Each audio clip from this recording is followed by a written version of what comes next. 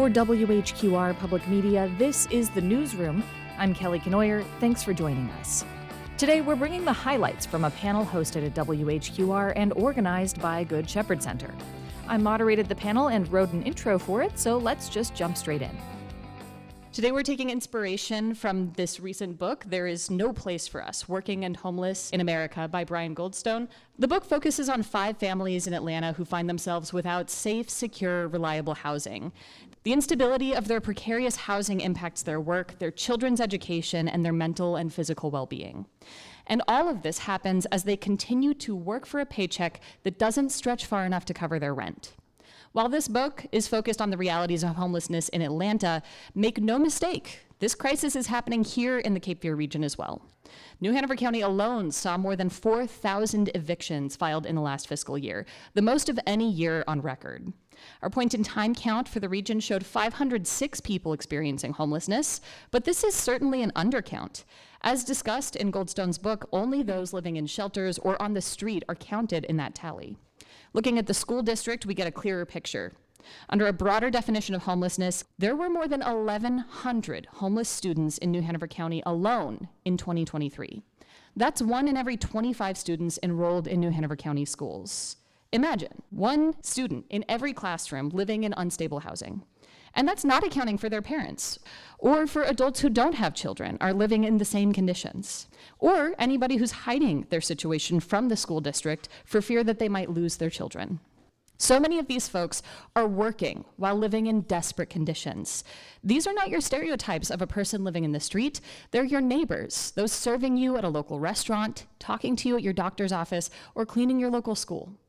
We have a terrific panel of guests today who can speak to these experiences, the evictions and the low wages that lead to them, and what solutions we can consider. First, I'd like to welcome Tyrone Garrett, the CEO of the Wilmington Housing Authority. Mr. Garrett brings 2 decades of experience in affordable housing and community development. Since joining WHA, he's moved to leverage private investment to rehab and rebuild multiple properties and will bring additional badly needed affordable units online. Next, Suzanne Biagini, a social worker with New Hanover County Schools. Suzanne has worked for 2 decades for the school district and previously came from the county's Department of Social Services. Next, I'd like to welcome Mary. Mary is a working mother who is here to share the powerful perspective of someone who has been homeless despite having a job. After leaving a domestic violence situation, she spent 2 years working at a medical office while quietly navigating homelessness, moving between friends and family members' homes when no landlord would rent to her. I'm thrilled to say that Mary is now securely housed, giving her 4-year-old son a safe place, a stable place to call home. And finally, I'd like to welcome Katrina Knight, Executive Director of Good Shepherd Center. Katrina has led Good Shepherd for more than 20 years. She's expanded the organization from an emergency shelter to case management, rehousing, permanent housing, and more. And as a housing reporter, she is first on my speed dial for amazing insights and perspective on housing. So welcome, everyone. Thank you. Thank you. I'd like to start by having everyone say a little bit about why this topic matters to you and why you're interested in being part of this conversation today. If you'd like to start, Katrina. Sure. It's only fair. It was my idea. Yeah. We spend so much time, I think, trying to counter what the average person thinks about, who is homeless, who is in housing crisis. And the number one reason that people find themselves literally homeless is economic in nature. It's not primarily mental illness. It's not primarily substance abuse. It's not primarily any number of different issues that somebody might, weather in a season of their life. It is primarily economic. It's that mismatch that I hope we all are aware of at this point in this community. It's that mismatch of what people earn and what they need to earn in order to afford housing and hold on to it. And so Good Shepherd has always met that smaller group of people who find themselves unable to hold on to housing and don't have family to lean on, don't have savings or what have you. But we're in this conversation now inspired by that book because there are literally thousands of additional neighbors who you're not going to see on the street. We're not going to meet at Good Shepherd, but who are doubled up, overcrowded, quite literally in housing crisis, but not recognized as homeless. Mary? I think it's very imperative that a lot of people know that for you to be homeless doesn't mean you have to be on a corner. Doesn't mean that you have to look the part. I went to work every single day and did what I could for my son. I worked every single day because I had to. But that doesn't mean that I looked homeless. None of my patients knew that. It was just something that happened, and it was up to me to make the decision to change it. And for 2 years, 2 months, and 10 days, I stood homeless with my son. And guess what? Now we have a place to be able to call our own. I just got my apartment listed 2 months ago. So I don't know what the image of homeless looks like. That doesn't make any sense to me. Just because it could be anybody. Exactly what you said earlier. It could be the people at your doctor's office, people who wait on you, people who are givers to the community. And we still have to do what we have to do and struggle, but you don't have to look homeless. I don't think that's a thing. I'm going to echo it. I think it's so important to expand people's perspective. I think most of us live in our world, and that doesn't have to be a negative thing. You kind of know your world. But as a person who works in the school system and you hear these numbers, I just don't think you understand the way that this all plays out for children whose homes are not the same every single night. They go from a different place to a different place to a different place. And I think it's important that we recognize the humanity in those children and those families and provide them a place. And so having that conversation to understand the systems that impact all of that will help those children and their education and hopefully down the line for future generations. For me, as stated, I've been in the public housing sphere and government since 1996. And what I've seen over the years is, a movement towards, making strong attempts in society and in communities to try and help defray homelessness and the struggles that people actually go through. But how do we do more? And what mechanisms can we create? And what synergy can we create among all of ourselves and all the organizations that work together, that you see working together, to try and alleviate the stress and the strain that is put on the community? For me, working with a housing authority, we are a government agency, but we have a philanthropic mission, so to speak, by trying to provide opportunities for affordable housing. But again, we're constrained. We only receive government federal funding. So when the government shuts down, that puts us in a tough spot, right, to be able to provide the necessary resources. Like, we weren't able to issue any vouchers during the shutdown because we were too concerned that we would oversubscribe and not be able to support everyone. So I know people look to the federal government or look to a housing authority such as the Wilmington agency here to do everything, but we're not in that position. We want to. I would love to be able to do that on behalf of everyone, but we need help just like the residents and the community need help. Katrina, I know that we had talked the other day about some of the folks who come to Good Shepherd or who need meals, who need assistance in various ways. Can you talk about who comes through your doors? Well, Good Shepherd really serves the whole breadth of people who find themselves without housing. So we've always had, because we are considered a wet shelter, if you will. So we do engage or accept people who are in active addiction, for example, or who have severe and persistent mental illness. Sometimes it can feel like we fit the stereotype because we have some very vulnerable people in the mix. But we also have that 2-parent family where, dad lost his job and they need to stay with us until dad finds a new job. A veteran who, is reluctant to access resources from the VA, but is eligible for some things. It is really the whole span of folks, from newborns straight from the hospital with their parents to a 93-year-old whose family drops him on the lawn and leaves him with us because they just are kind of at the end of what they feel able to do for him. So it's really the whole range of folks. And we're not going to meet the average person in housing crisis. We're not going to meet everyone or the average person who loses their housing. Most people are going to find a way to kind of self-resolve or be homeless, but not under that HUD definition that the book talked about. You know, they're going to be the hidden homeless. They're going to be the people who are doubled up or overcrowded with someone else, where honestly, that's two households in crisis usually, and maybe jeopardizing the housing of the host family. We're only going to meet those folks when that situation falls apart. Until then, we don't see them. Ironically, I go to the doctor's office where Mary works, and so I probably was one of those people interacting with her, completely oblivious myself that she was in housing crisis. I would never have known that. And so you don't realize the struggles that people are experiencing. I know I can't go to any restaurant, any store, any lumber yard without encountering somebody who has come to Good Shepherd before. But beyond that, as the book said, possibly 6 times the number of literally homeless are the working households who are in a housing crisis, who are just invisible to us. Can I just say that, and it may be a little off topic, but not only are families struggling, with homelessness, they're making decisions what they will pay in their household. Whether or not it will be a roof over their head or will it be a refrigerator full of groceries for the whole entire month.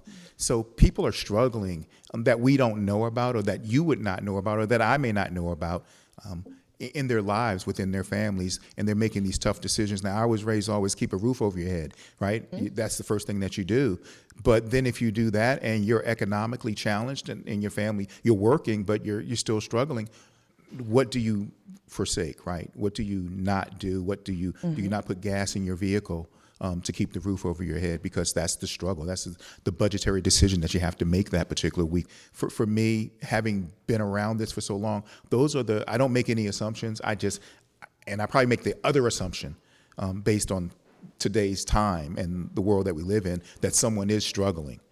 When I see them, I automatically think that they're in a position that they probably could use some assistance or some type of help, not knowing what it might be.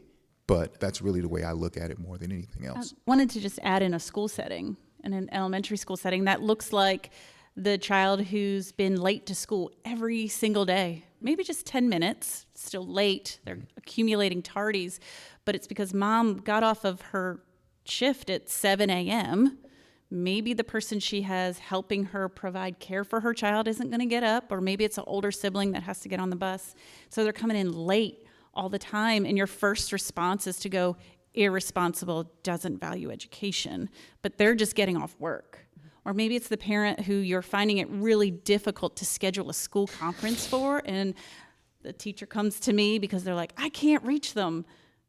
Can you try? I have a more flexible schedule so I can do that. And I'm finding out they're working 60 hours a week.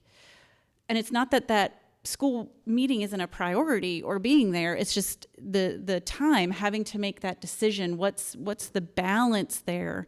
And so having that conversation with people is what we've all said, is trying to have that perspective to figure out what's actually going on. You see a behavior, but behind that behavior, you can't assume malicious intent or apathy. I want to jump off of what you said, Mr. Garrett, because you are so right that this is a really common problem in our community, even beyond the working homeless. More than 50% of renters in this community are considered housing cost burdened, meaning more than 30% of their income is going towards the cost of housing. And that means that you have to make really challenging decisions about whether you're going to pay for daycare, whether you're going to pay for groceries, whether you're going to pay for medications that you need, or if you're going to pay for your housing. And I see that this has made you emotional, Mary, and I'm curious if there's anything that this is pulling up for you, decisions that you had to make that were really trying.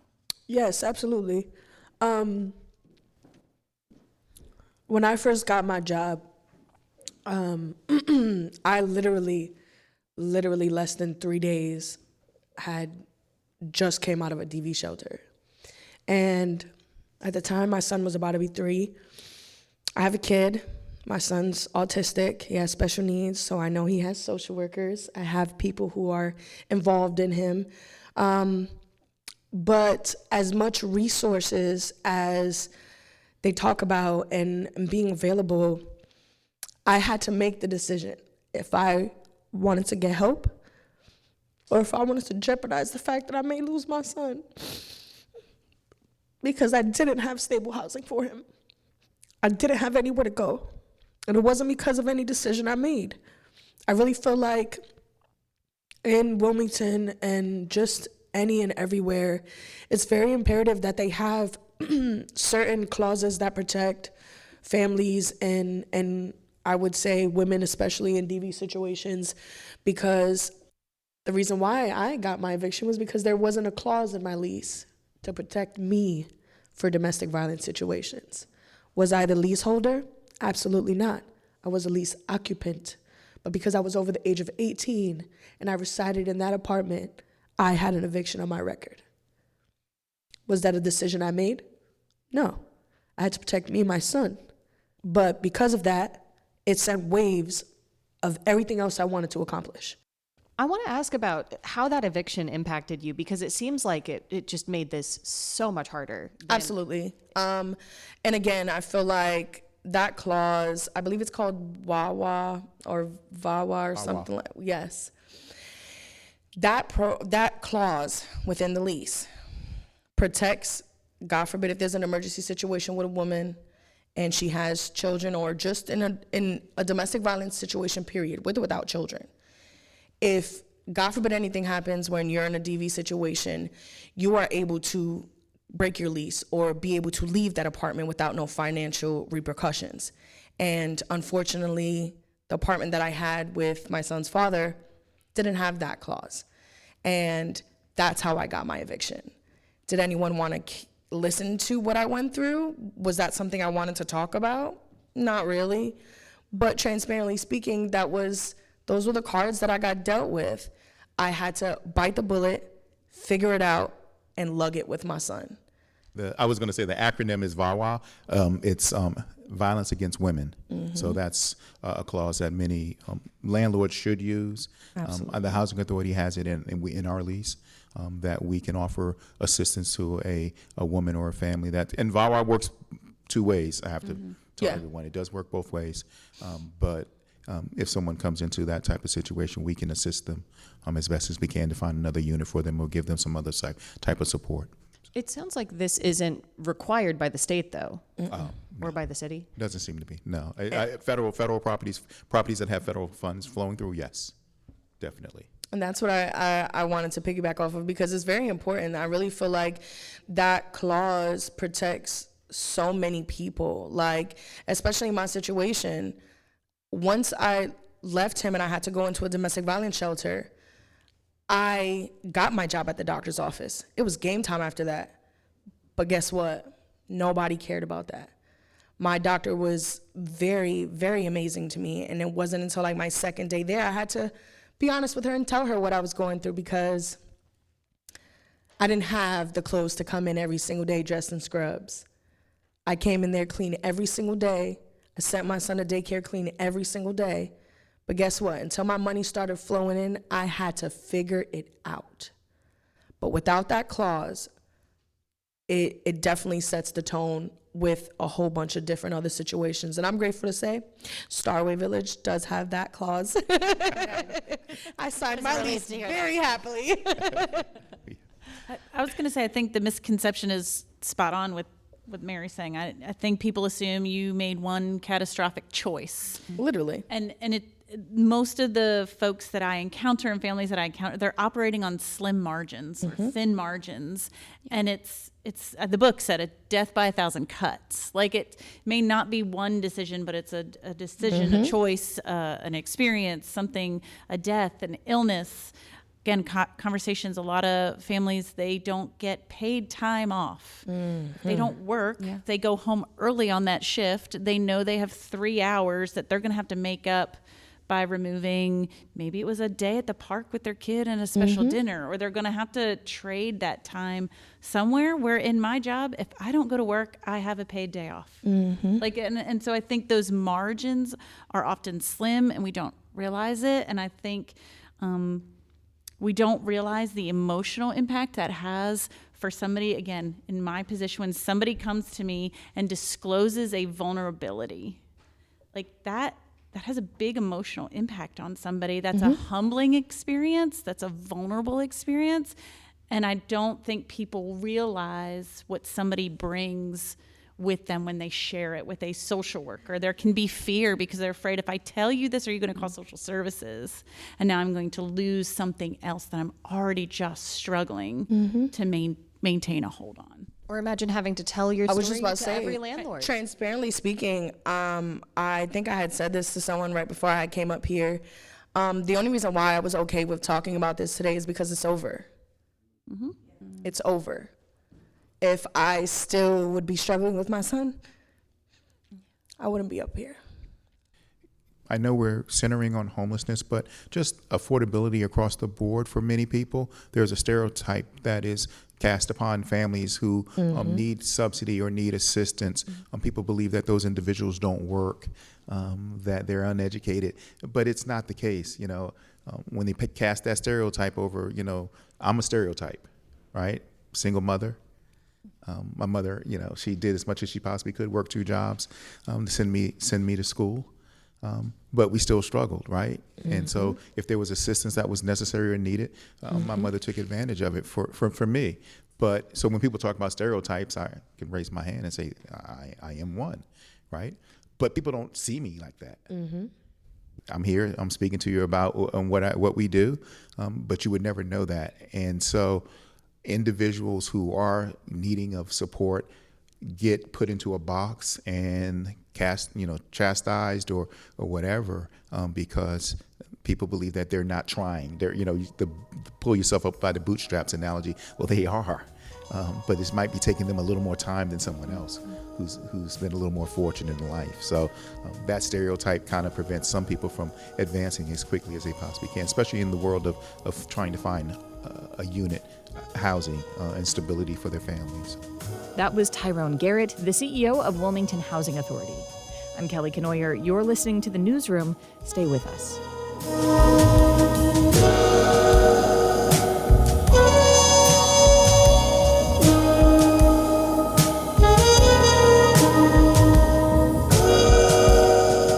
This is The Newsroom. I'm Kelly Kenoyer. Thanks for staying with us. Today, we have a highlight from a panel put on by Good Shepherd Center discussing the issue of invisible homelessness and what leads people to be homeless even if they have stable employment.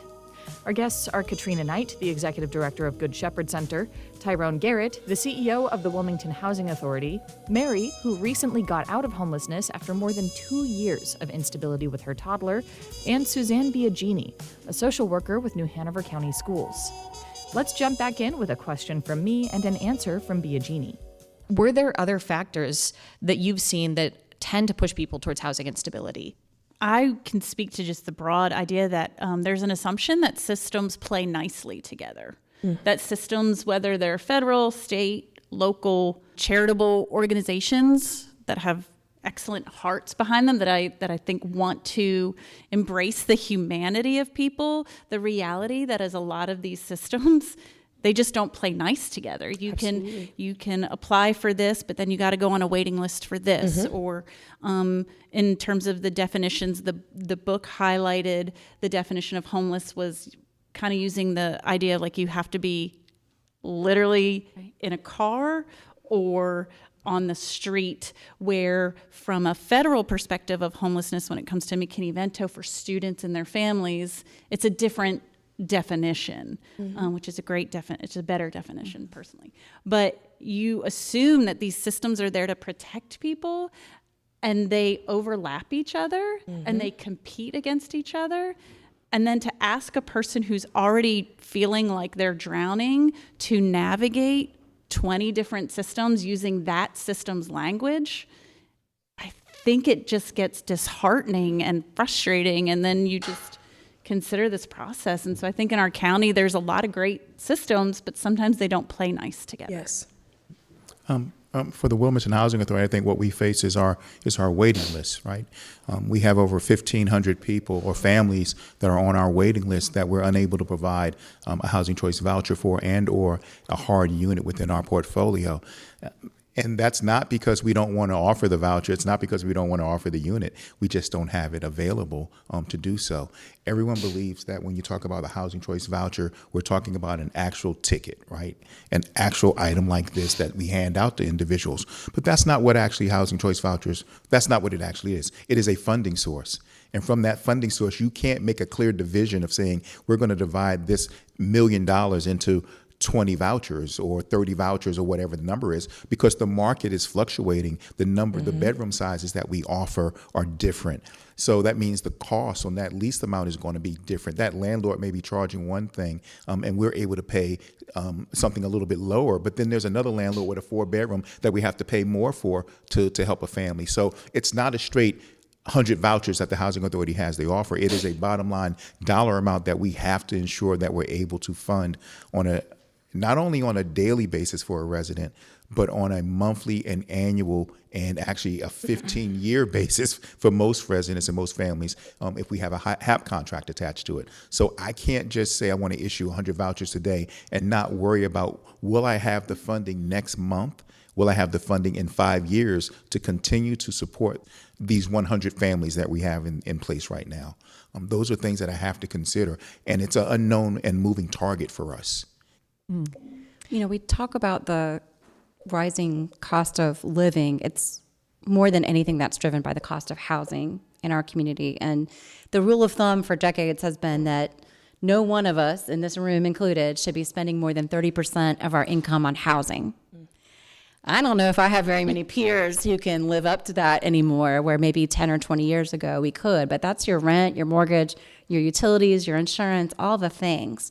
And it sounds great, because if you're only spending 30% on your housing, then it stands to reason you would have 70% left for all the other things, the medications, your transportation, recreation, all the other things that it takes to have a quality of life.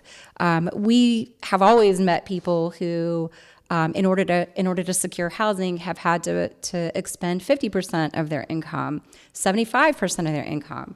I have met families where, when you really get into it, they were spending 90% of their take-home pay just on their rent and utilities. And so I don't think it's surprising that math is not going to hold up over time. At some point, we all experience a car breakdown, an unexpected illness, hospitalization, what is an inconvenience for many of us, where you pull out a credit card or you take a loan from a family member, or it's a temporary setback for people who don't have savings, for people who don't have family to fall back on, those little things snowballing into an eviction. And so when I think about why do people become homeless, we will often hear, well, it's because that my car broke down and I couldn't get to work anymore, or there was a hospitalization. But when you go back far enough, it's because, to start with, there was too much being laid out on housing, and it crowded out everything else.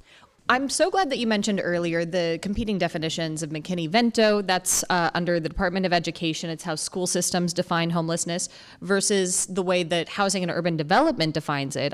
So we're talking about completely different definitions. One of them is literally homeless in the streets. The other is going to encapsulate a lot more of those invisible homeless situations. But what I'm curious about is where the gaps are and where we're failing to fill in those resources. In the book, it was a really prominent part of some of their journeys that they would go to the center and they would try and get this definition of homelessness. And because they were fighting desperately to stay in a hotel to keep a roof over their kids' heads, they didn't count. They did not count, and so there was nothing available to help them. Mm-hmm. And so I'm curious if that's a situation that we see happening in the Cape Fear region the same way, or if we're doing a little bit better of a job than Atlanta. How do we compare? For Good Shepherd's purposes, when you receive federal, or honestly for us, even if you receive state funding, that originates with HUD also, so it's still HUD funding. We are not to shelter someone who is not literally homeless.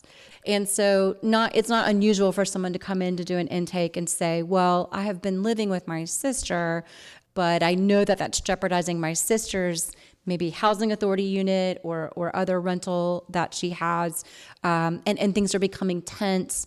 I think she's told me the first of the month, I and my child need to be out. And so we can sort of anticipate that and plan for that and try to make space for that family to come in. Right now we are in a separate difficult situation where we are running a wait list for every population, whether you are a single gentleman, a single woman, or a family with children. But to Suzanne's point, literal homelessness in terms of the HUD definition.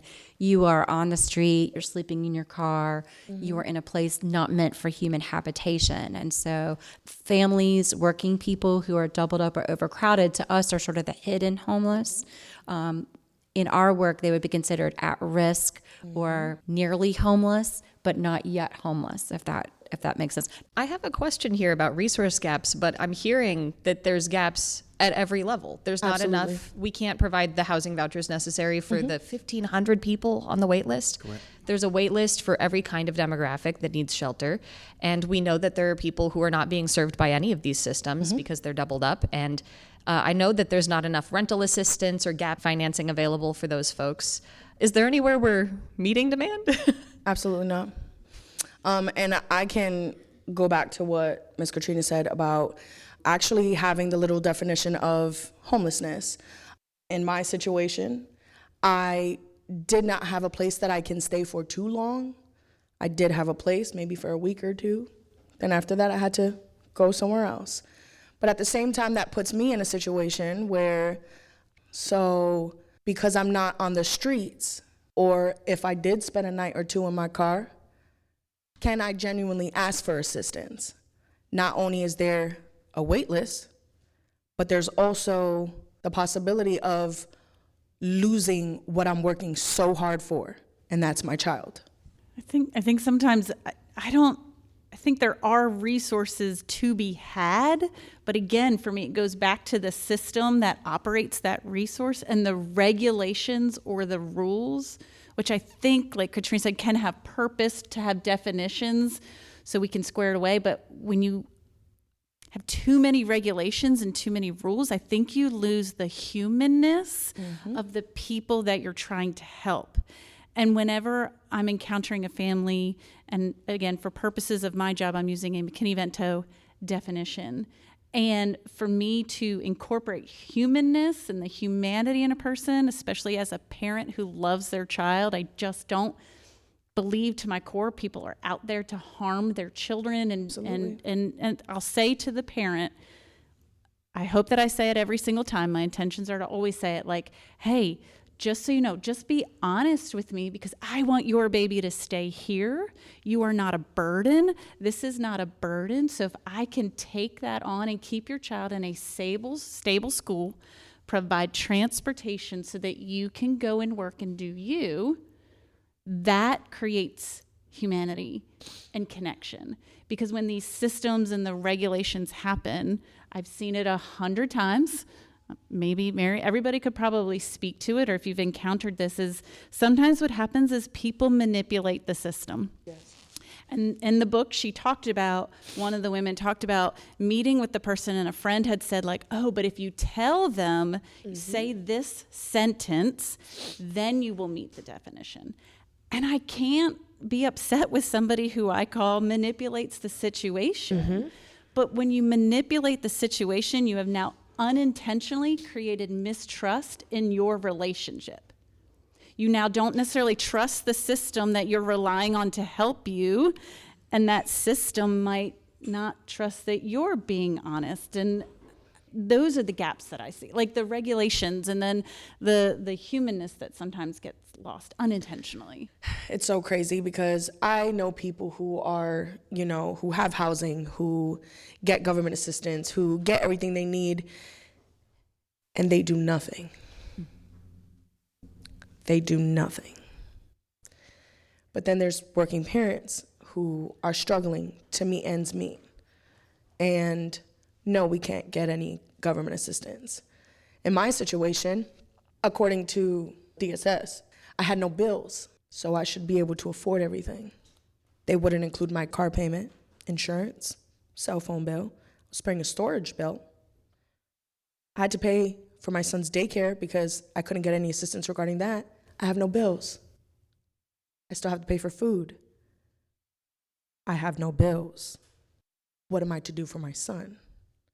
So it's like, I really feel like there needs to be a change way deeper within just housing. Like, housing sets the tone for every other program that's out there, because without housing, you can't have this or that. but with housing, you can't have this or that. So either way you look at it, you have people who bust their butt every day to get to work to make sure that they provide for themselves and their family, but then they're the ones who struggle the most with no type of assistance. Housing is a stability for everything. And what I mean by that is there are individuals who need medical care. But if you're not stable in your housing environment, you're unable to receive the proper medical care because, a physician can't reach you on a regular basis, or you cannot, if you're couch surfing, you cannot get to your physician for treatment or whatever it may be, because you may now be 3 miles out or 4 miles out without any transportation to get to your doctor's appointment.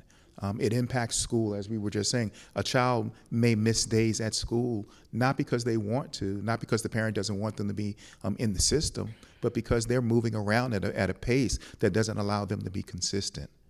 And so now that child is suffering and falling behind in the classroom. So, housing is a stability for everything. It is the foundation. And with the housing authority, we're confined by government rules. So if someone were to come in and needed housing, and let's say they did not tell us their full income, right? They held something back to make sure that they were okay. In a year, we'll find out, because there's a system that we have to use to run everyone's social security number, which tells me if they've received any other income from someplace else. And when that pops up, I'm handcuffed. There's a rule that says I can't allow them to stay. And if I do allow them to stay, then there's an audit that says, ding, housing authority, you didn't do the right thing. We're going to make a decision about where you're going to be next year in terms of your scores, or whether or not we're going to take funding from you.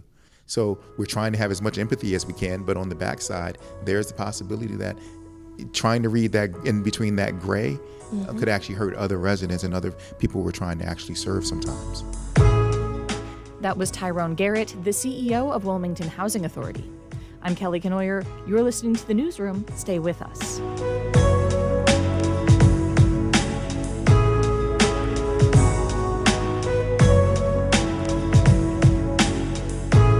This is The Newsroom. I'm Kelly Kenoyer. Thanks for joining us. Today, we have a panel discussing the issue of invisible homelessness and what leads people to be homeless even if they have stable employment. The panel was put together as a reading group based on the book There Is No Place for Us: Working and Homeless in America. I want to talk a bit about supply. This was such a big topic in Atlanta because gentrification was kind of the boogeyman of this book, displacing residents and replacing affordable apartments with shiny and completely unaffordable new buildings. Is that same process happening here in Wilmington, and what can be done to prevent displacement like that? Wow, that's that's my question. That's a great question. Tyrone. Let's see what you say, and then we'll figure out what we'll say. In all seriousness, with the housing authority, at least with our voucher program, what we're seeing is that there are landlords that are willing to allow for residents to utilize their voucher in their particular home. And then there are other landlords and other property owners who are not, meaning that if you go online, you'll see an abundance of units that are available, but they're not accepting the voucher.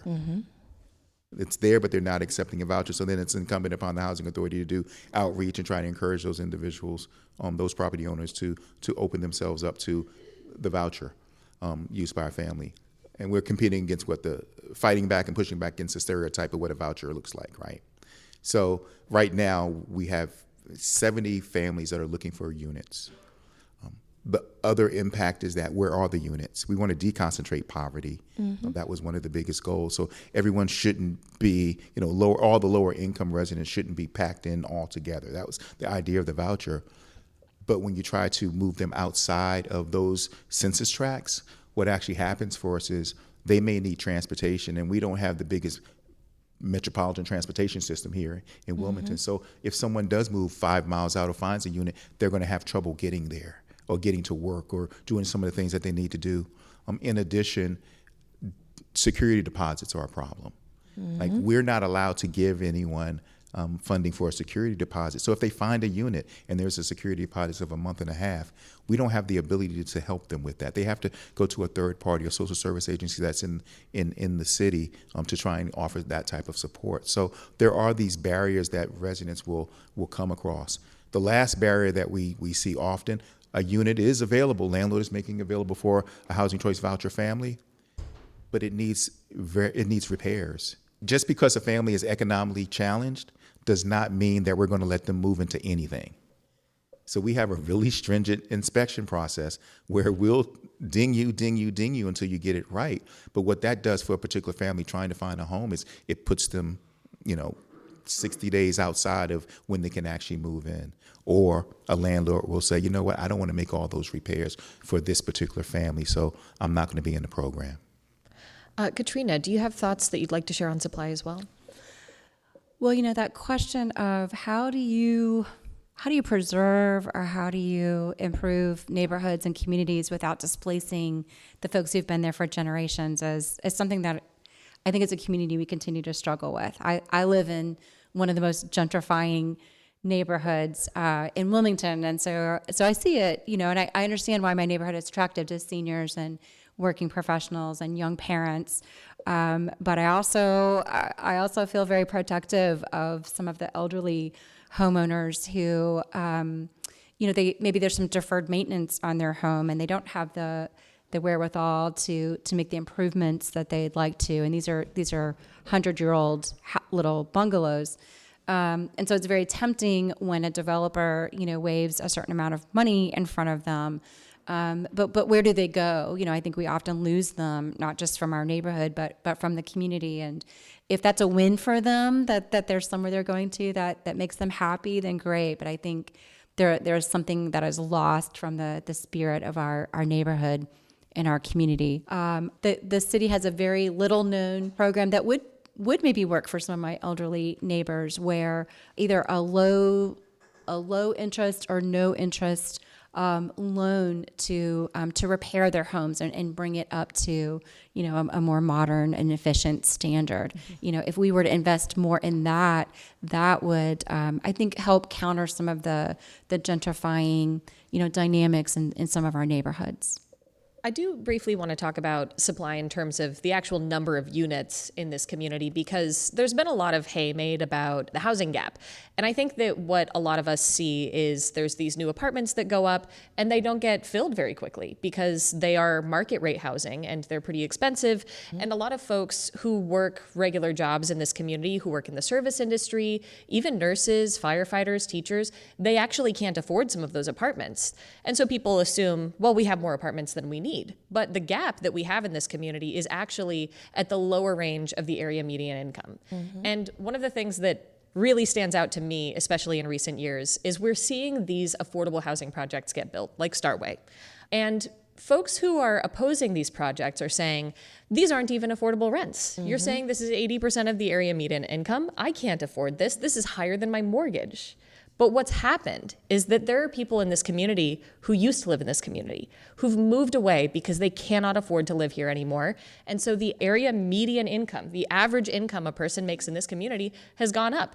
Not because the wages have gone up for folks in this community, but because people are moving out of town because they cannot afford to live here. Mm-hmm. So when we talk about supply, the supply that is affordable to somebody making the median income is fine. But if you don't make that, if you work at Bojangles, or if you work at McDonald's, or if you work for a doctor's office, you probably can't afford some of these new apartments that are going Absolutely. up. And so they're sitting vacant. I know you love the musical chairs analogy, right, Katrina? Well, so there's another book that we encourage you to take a peek at, or there's a great presentation online that we can point you to. It's called Homelessness is a Housing Problem. And one of the authors joked that one of the reviews was that he would make a terrible mystery writer. Homelessness is a housing problem, like it tells you in the title. So he and his co-author use an analogy of musical chairs, where there are 10 people, but only 9 chairs. And we're about to play musical chairs. Well, the 10th person is on crutches. So Steve has had an accident. Steve is on crutches. And so we begin to play musical chairs. Well, probably all of you would guess who's going to lose in that, right? And so if Steve is the one who doesn't get a chair and the other 9 do, and we ask, well, why did Steve lose that? We'll probably say, well, he was on crutches. Of course he was not going to win that. Mm-hmm. But the point is, and the point that the authors make is, shouldn't there have been 10 chairs all along? If there had just been 10 chairs, it wouldn't have mattered that it took Steve longer to get to a chair. There would have been one available to him. If he's made to compete with the rest of us, he's going to lose out. I can't do justice to all that book points out, but they account for things like rates of substance abuse, rates of mental illness, and they're able to show that it really is about inventory. It really is about access. And we are currently in a community where we don't have enough chairs for folks. The market is going to take care of people at a certain income level and above. The market, left to its own devices, is not going to take care of people who are only making $40,000 a year, $30,000 a year, $15 an hour. And to be a vibrant neighborhood, we need housing for people at all levels. I want to talk about solutions because we want to figure out how to fix this problem, right? I want to know what doesn't work, and I want to know what does work. I'm going to jump in first because I think I can answer it, and everyone else will have the harder part. Collaboration is always going to work, right? I think that's always going to be the key solution to, or one of the solutions to some of the problems that we may have. Organizations working together, the public-private partnerships that we try to derive and try to create if your leadership is intentional. If you're intentional about what you're trying to accomplish, you can work with other organizations to get things done. The Housing Authority, for example, is willing to work with other nonprofits. There is no glory in taking ownership of everything, right? For us, the mission is to provide as much opportunity for housing that we possibly can, even if it's through another organization. So we don't have a problem in, if we have it, giving it to another organization that can get it up much sooner than we can.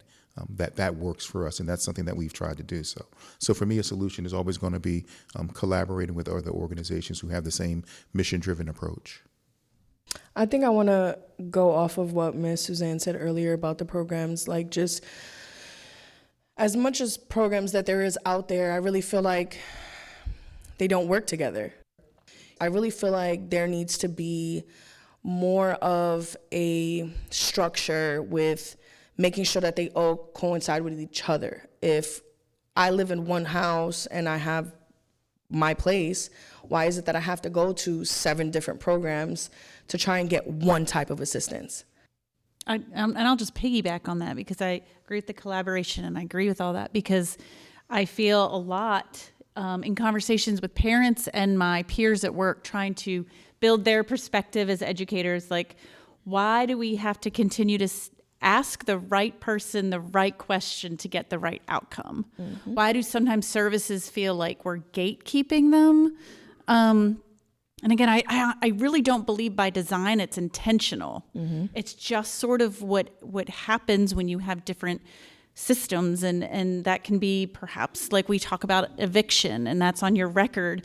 But in themes in the book, it also gets into credit scores, which some people would say it's kind of an antiquated system. Like, is a credit score really an indicator of if you can pay your bills? Like, in 2025, is that the best indicator? So can we change that system so that it plays nicely with a housing system who wants to know your not just your eviction record, your credit score?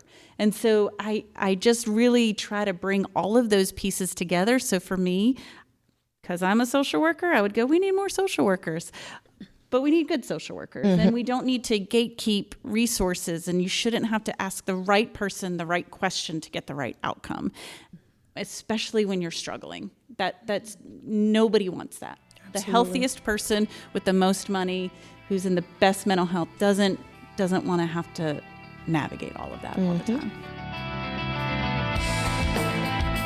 That's all the time we have for the newsroom. Thank you to all my wonderful guests, Katrina Knight, Tyrone Garrett, Mary, and Suzanne Biagini. If you'd like to read the book this panel was based on, it's called There Is No Place for Us, Working and Homeless in America. It's by Brian Goldstone and is widely considered one of the best books of the year.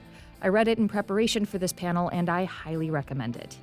There was a lot of great stuff in this panel, and we couldn't fit it all into this show. So if you'd like to hear more from the Q&A section when we let the audience ask questions, you can find it at whqr.org. Our editor is Ben Schachman. Our programming director is Ken Campbell. If you missed a part of this program, you can find it at whqr.org or anywhere you get podcasts. If you have thoughts or comments about today's program or ideas for a future show, email us at newsroom@whqr.org. I'm Kelly Kenoyer. Thanks for listening, and I hope you'll join us for the next edition of The Newsroom.